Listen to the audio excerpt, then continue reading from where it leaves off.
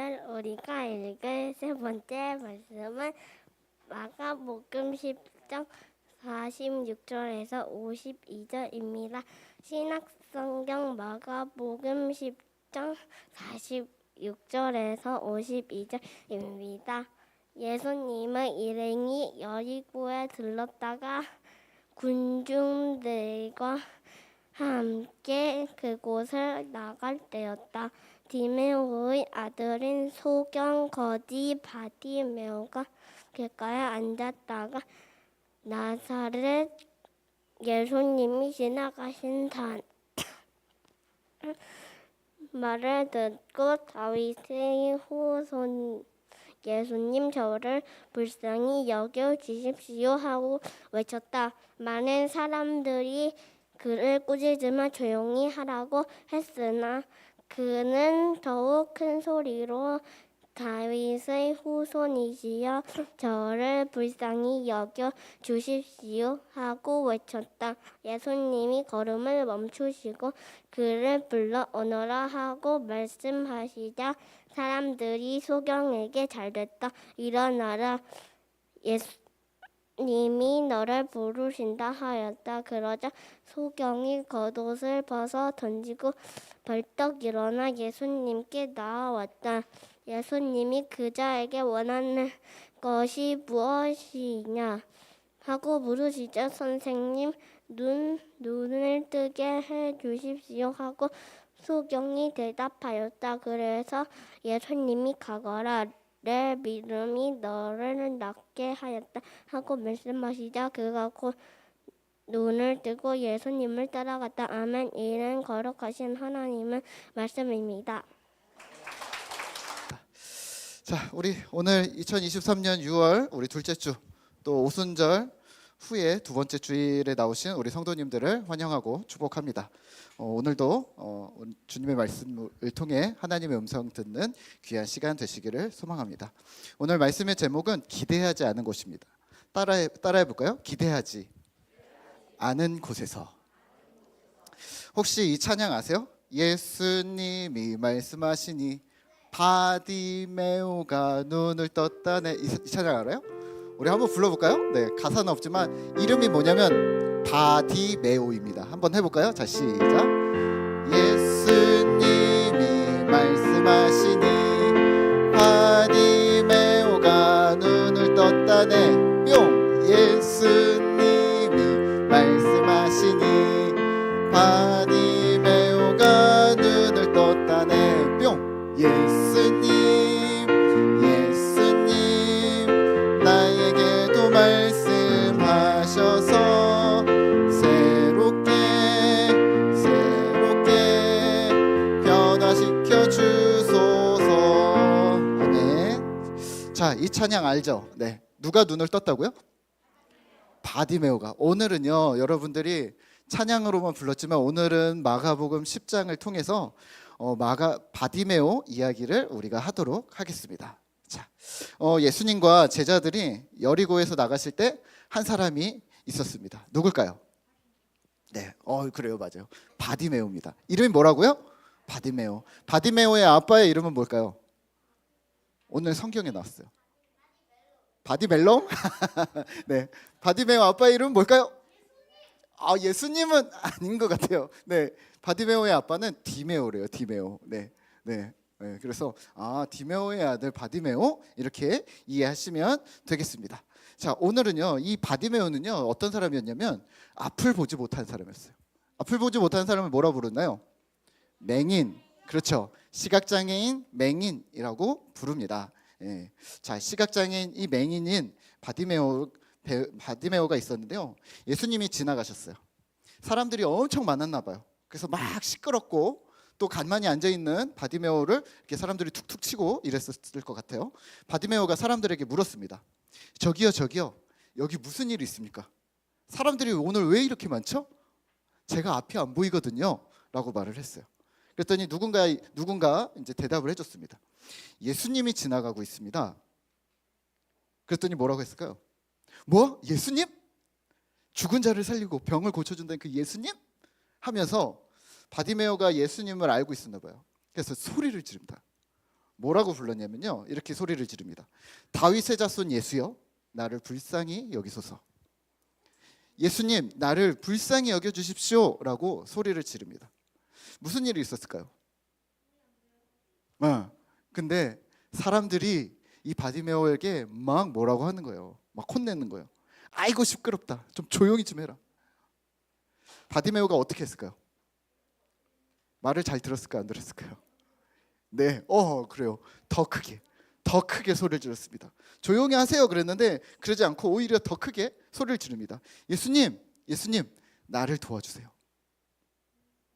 예수님이 이 소리를 듣고 바디메오를 불러서 얘기를 하셨어요. 무엇을 원하느냐? 바디메오가 대답합니다. 주님, 보기를 원합니다. 52절인데요. 따라해 볼까요? 목사님의 앞에 좀 먼저 읽을게요. 예수께서 이르시되 가라, 내 믿음이 너를 구원하였느니라. 네, 예수님께서 이렇게 얘기하셨어요. 가라, 내 믿음이 너를 구원하였느니라 하시니 그가 곧 보게 되어 예수를 길에서 따르니라. 가라, 내 믿음이 너를 구원하였다.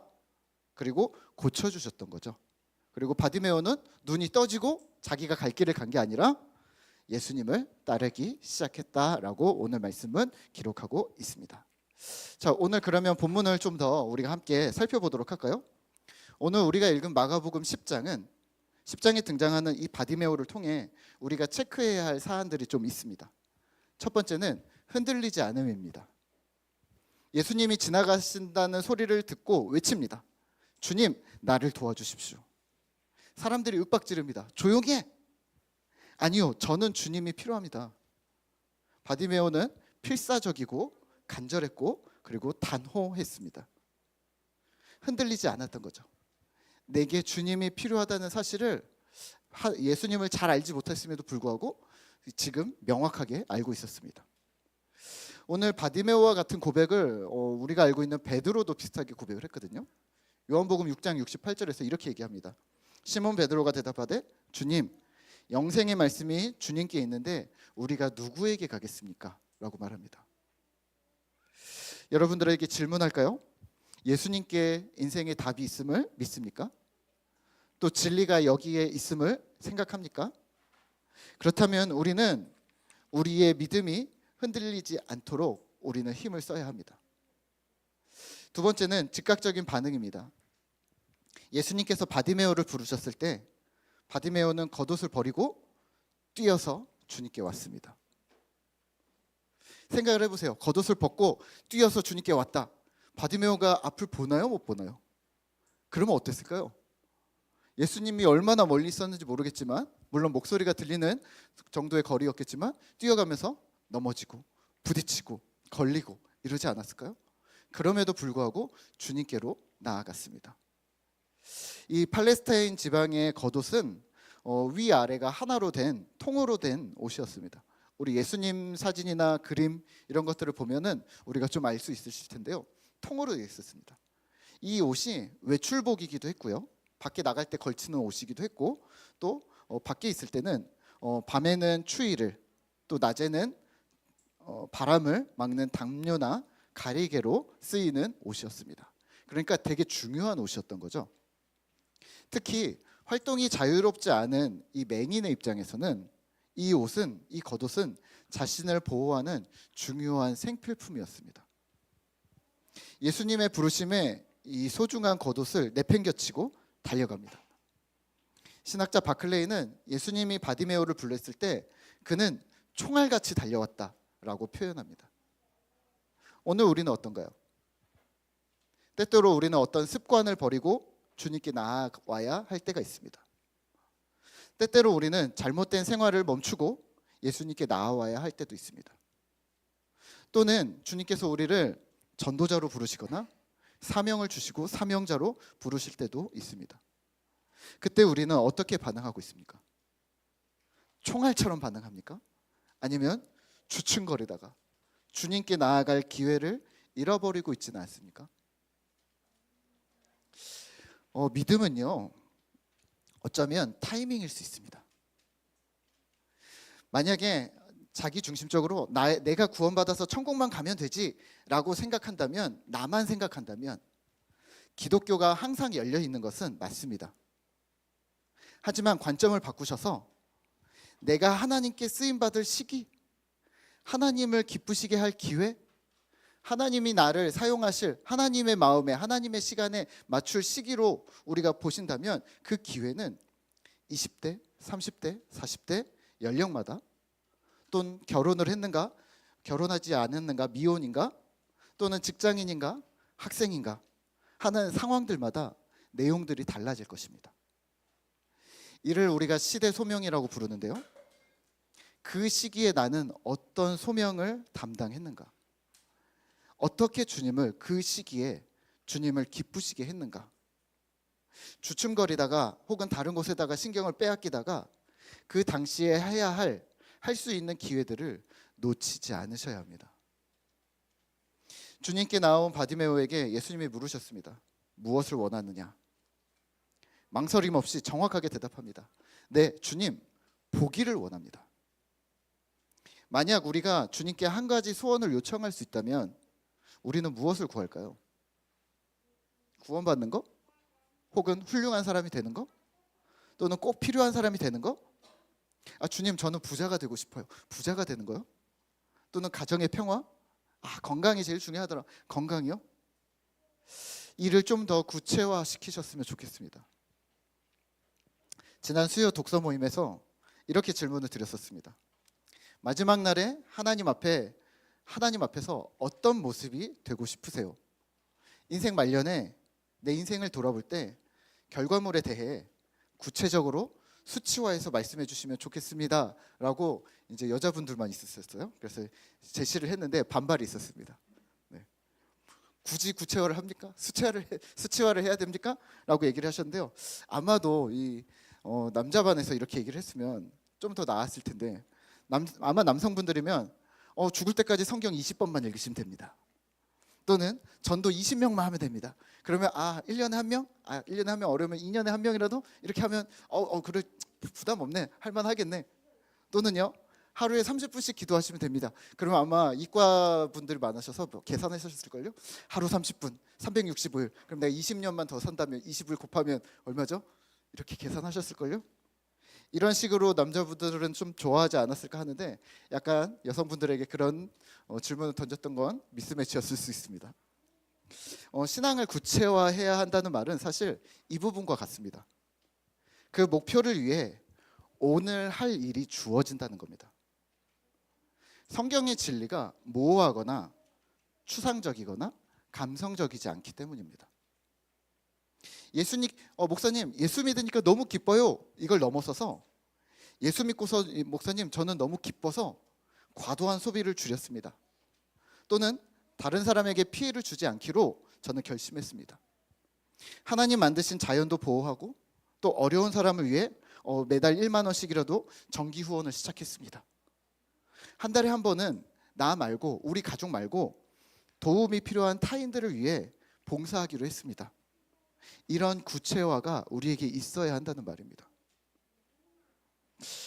이런 분들이 있으세요. 목사님, 저는 하나님과 가까워지고 싶어요. 그래서 기도하고 있습니다. 네, 잘하셨습니다. 하지만 저라면 기도하면서 계획을 짰을 겁니다. 이런 거죠. 그래, 큐티를 일주일에 3번은 하자. 하루 30분, 그것도 30분 쭉 이어서 하면 힘드니까 하루 3번 나눠서 우리가 하고 있는 10을 하자. 그렇게 기도를 하자. 한 달에 신앙서적 1권 정도는 읽자. 주일 공동체 예배는 우리가 어떻게 해서든 참석하자. 또 신자가 아닌 다른 사람들을 만나자. 또 사람들이 안 가는 곳, 고아원, 양로원, 보호시설 이런 곳들에 우리가 가자. 그리스도인으로서 틈 메우기를 하자.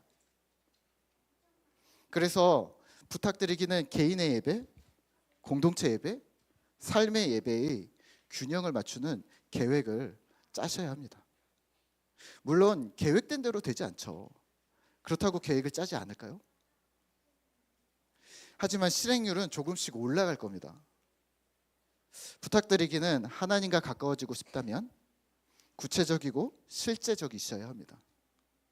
하나님을 실제 인간이라고 생각하면 되잖아요. 커피 마시자고 연락하고 식사 같이 하자고 문자 보내고 전화하고 이러지 않았을까요? 누군가에게 우리가 연락한다면 오늘 1시간 만났으니까 이만큼 친해졌으니까 내일 또 만나자고 하지 않을까요? 그러면서 점점 친밀함이 가까워지지 않을까요? 네, 하나님께도 똑같이 하는 겁니다. 그러면 말씀을 실천하는 건 어떻게 할까요? 네, 아주 쉽고 당연한 정답을 알려드리겠습니다. 이웃을 만나야 합니다. 보통 이렇게 기도하죠. 하나님, 제가 말씀을 실천할 수 있게 도와주세요. 하나님, 제가 말씀대로 살 수 있도록 용기를 주세요. 하나님, 저에게 사람을 보내주시고 붙여주세요.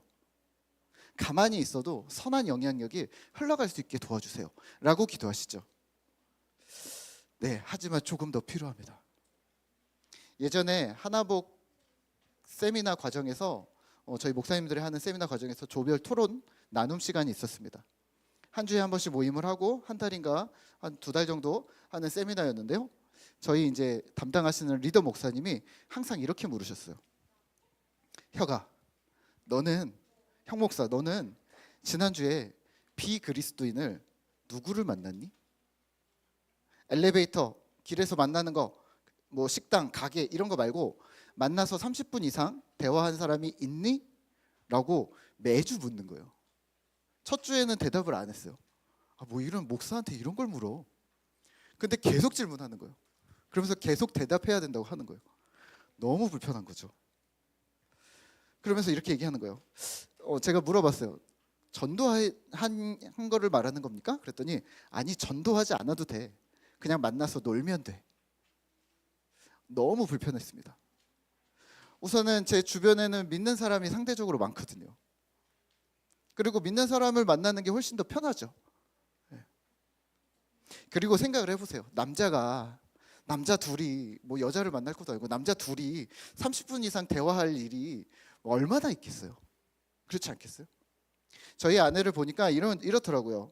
애들 친구 엄마들 놀이터에 만나서 놀이터에서 1시간 또 대화하고 집에 들어와서 커피 또 마시고 끝나면 보내면 또 문자 보내고 또 전화해가지고 무슨 일이 있었다고 그 사이 또 얘기를 하고 그다음 또 내일 아침에 만나자고 그러고 또 끊고 그 다음날 아침이 되면 또 어김없이 만나고 또 놀이터.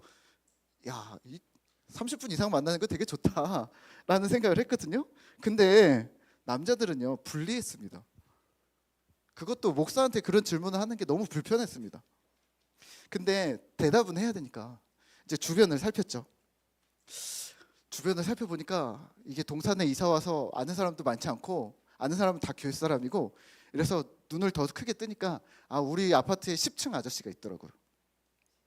그래서 저는 그때마다 10층 아저씨로 핑계 대면 되겠다. 그래서 질문을 할 때마다 첫째 주에 질문하실 때는 저희 아파트에 10층 아저씨가 있는데 만나려고 합니다. 두 번째 주에는 연락처를 교환했습니다. 세 번째 주에는 만나려고 문자했습니다. 네 번째 주 되니까 만나게 되더라고요. 아저씨가 놀이터에서라도 잠깐 보자고 하더라고요. 그래서 만났죠. 만나서 주식 얘기를 했죠. 한 20분. 그러고 왔죠. 듣다가 왔죠. 그렇군요. 그래서 요즘 이래요 막 이러면서 이런 얘기를 듣다가 왔죠. 그리고 결국에 이번 주 만나고, 사실 굳이 만날 필요가 없는데 숙제이기 때문에 제가 연락을 했던 거죠. 잘 지내십니까 형님? 뭐 이런 식으로 그렇게 대답했는데, 결국에 그 목사님 때문에, 우리 리더 목사님 때문에 10층 아저씨와 몇 달간 동네 뒷산을 오르면서 교제를 했습니다. 산을 가자고 하더라고요.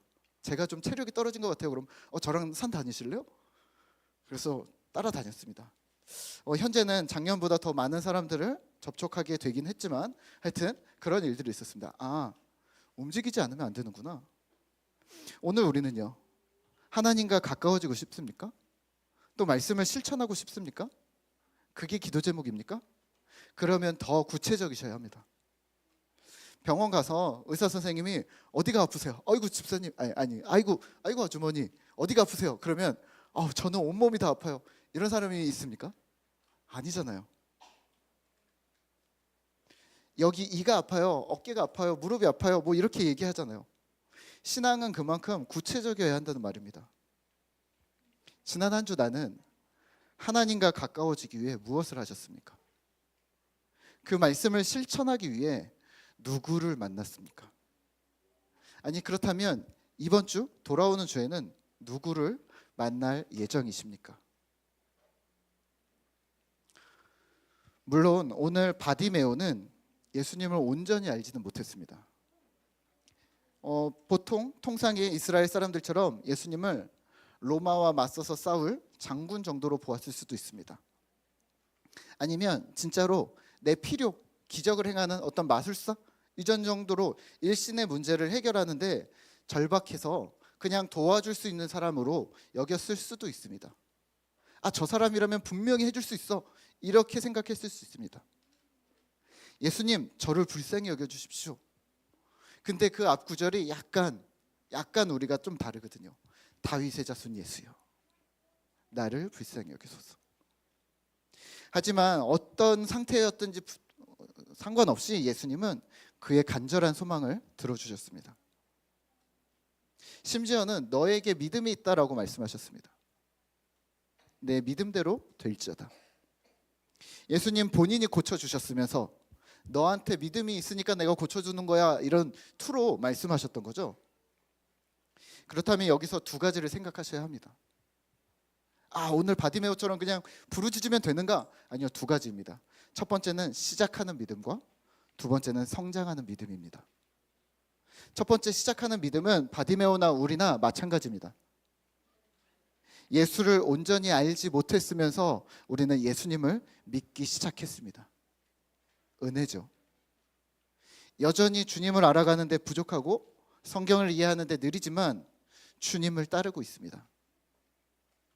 그럼에도 불구하고 주시는 하나님의 은혜는 아주 감사한 일입니다. 주님이 소망임을 인정하시면서 주님을 우선 따라 주시죠. 하지만 두 번째로는 우리 대다수가 또 속해일 텐데요. 이제 신앙이 성장하고 믿음 속으로 들어왔다면 우리가 성장한 믿음으로 주님을 따르셔야 합니다. 온전함을 향해서 나아가는 것이죠. 여러분들의 신앙의 목표는 무엇입니까? 10년 후에 나는 어떤 모습으로 믿음이 성장해 있기를 소망하고 기도하고 있으십니까? 어떤 목사님이 저에게 물으셨어요. 문 목사, 너는 너의 성도들이 10년 후에 어떻게 되어 있기를 원해? 그런 생각은 해본 적 없습니다. 그냥 예수 잘 믿다가 같이 있을 수 있으면 같이 있고 딴 데 가면 딴 데 가는 거고 어쩔 수 없지 뭐, 이렇게 자연스럽게 아주 쿨하게 생각했는데 10년 후에 너의 성도들이 어떻게 되었으면 좋겠어? 지금 있는 사람들이? 그래서 좀 어려워서 좀 오래 고민했습니다. 요즘에 저는 이렇게 고백합니다. 이렇게 대답합니다. 저는 목사 같은 성도를 만들고 싶습니다. 한국교회 제자훈련, 그리고 또 옥하는 목사님, 그런 어떤 여러 우리 목사님들의 선배 목사님들이 계속 주장하셨던 성도의 신앙의 자생력을 말하는 겁니다. 스스로 신앙할 수 있음, 스스로 성경을 읽고 묵상하고 개인의 예배, 삶의 예배를 충분히 스스로 드러낼 수 있는 것, 또 어렵고 혹시 막힐 때, 그런 땐 우리가 속한 공동체의 목사님이나 집사님들에게 도움을 얻기도 하지만 또 책을 통해 또 신앙의 선배들을 만나면서 죄와 싸우고 고군분투했던 청교도들의 순결함, 또 불의에 맞서서 교회를 갱신했던 종교개혁자들, 또 성경을 번역하며 박해를 받았던 성경 번역가들, 그러한 믿음의 좋은 선배들을 접하면서 스스로 성장하는 것을 꿈꾸고 있습니다. 여러분들은 어떻게 되어져 있으면 좋겠습니까? 네, 결국에는 말씀과 기도입니다. 그리고 더불어서 신앙의 삶입니다. 하지만 이게 더 구체적이어야 된다니까요. 그래서 우리 공동체에 큐티 하셔야 합니다. 말씀 묵상 하셔야 합니다. 큐티 책으로 하고 싶지 않다 그러면 성경을 매장 한 장씩 읽으세요. 네. 지금 우리가 마가복음을 계속 한 장씩 하고 있잖아요. 그 이유가 뭔지 아세요? 한 장씩, 내가 성경을 더 원한다면 성경을 한 장씩 계속 묵상하시면 되는 거죠. 오늘 10장 읽었잖아요. 그럼 10장에 있는 내용들을 조금 전반적으로 다루는데, 그러면 이번 한 주 동안 월, 화, 수, 목, 금 5번, 토요일 쉬시고 주일에 기쁘게 오시고, 근데 금까지 마가복음 10장을 하루에 한 장씩만 계속 읽어주세요. 그게 묵상이거든요. 그게 큐티거든요. 매일 말씀 묵상하며 개인의 예배가 세워져야 우리 오늘 이렇게 모여있는 공동체 예배에 주님의 역사가 더 선명해질 것입니다. 큐티 말씀 묵상 훈련은 우리가 다다음 주에 온라인으로 또 오프라인으로 또 점검하면서 그 다음에 연습을 시작하도록 또 할 겁니다.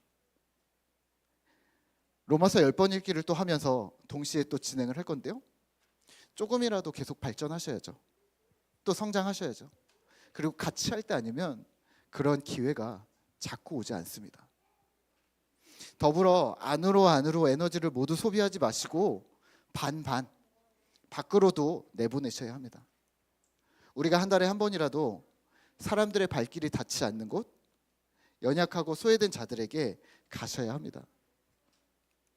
매우 분주하죠. 우리의 바운더리 안에 있는 삶에 우리가 급급하게 챙기느라 너무 바쁘죠. 거기에 쫓겨다니지 마시고 세상의 구석구석, 우리의 사회 사각지대에 신자인 우리가 주님의 손과 발이 되어져서 나아가셔야 합니다. 오늘 10장에서는요, 이혼 문제 나오고 여자 이야기 나오고 뭐 이러는데요.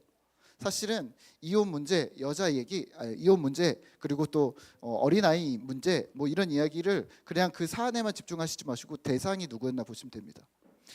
여자들에게, 어린아이들에게, 그리고 10장 마지막에는 장애인들에게, 그런 사람들, 그 당시에 이슈거리가 전혀 아니었던, 논쟁거리가 될 수 없었던, 당시에 멸시받던 사람들, 아무도 기대하지 않는 곳에서 주님은 믿음을 보셨다라고 말씀을 하십니다. 그리고 또 소망을 주십니다. 어린아이와 같아져야 돼. 여자들을 보호해야 돼. 바디메오처럼 너의 믿음, 너네는 믿음이 어딨니? 이렇게 물으시는 거죠. 예수님의 발자취를 따라 오늘 우리 역시 그 발자취를 따라가야 하는 것이죠. 말씀을 맺겠습니다. 오늘 마가복음 10장은 예수님이 공생애를 마무리하는 시점입니다. 예수님이 3년을 공생애 하셨던 거 기억하세요? 3년이시면요 1년 하셨고 2년 하셨고 마지막 3년째, 그리고 돌아가시기 6개월 전에 그 상황이 지금 마가복음 10장입니다.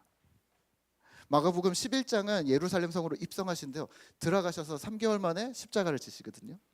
그러니까 나머지 갈릴리를 떠나서 예루살렘으로 가는 여정 중에 있던 베레아와 사마리아 지역 가운데서 행하셨던 일들을 말하고 있습니다. 그러니까 예수님은 마지막 기적까지, 거의 마지막 기적인데요, 마지막 기적까지 예수님은 약자와 소외된 자를 향하셨다는 것이죠. 이런 시점에서 예수님이 만나고 고쳐주셨던 사람들, 그런 사람들, 예수님이 어떤 사람들에게 관심을 가졌었는가? 특히 오늘 10장의 구성은 조금 특이한데요. 다섯 부류가 나오는데요. 여자들, 어린아이들, 그리고 바디메오가 마지막에 나오고요. 중간에 둘이 누가 나오냐면 부자, 관원, 청년이 나옵니다. 또 제자들이 나옵니다. 부자, 청년과 제자들은 사회 통념상 부자였고 남자였고 관원이었습니다. 또 예수님을 따라다녔던 12제자는 아주 특별한 사람들이죠. 사도들이죠. 그런데 누가 크냐? 내가 1등 할 거다. 서로 경쟁하고 있습니다. 근데 그런 그들보다 오히려 아무도 주목하지 않았던, 인간적으로도 기대할 수 없었던 맹인 한 사람에게 예수님은 너에게 믿음이 있다고 하셨던 거죠. 부자 청년, 너는 아직 좀 안 될 것 같아. 제자들, 너네들도 그거 아니야. 그러면서 이 장애인을 봐 라고 얘기하셨던 거죠. 세상의 관심과 주님의 관심은 다릅니다. 그 하나님의 관심이 연약한 우리에게, 또 약하고 소외된 자들에게 향해 있음을 기억하며 이번 한 주도 우리가 주님 안에서 믿음을 구체화시키고 우리의 믿음을 공고히 하고 또 그 믿음을 세상으로 또 사회로 흘려보내는 그러한 믿음의 사람들, 꿈터 공동체 되시기를 기도하겠습니다. 우리 이 시간에 나의 안에 거하라 우리 함께 찬양하며 우리 기도하도록 하겠습니다.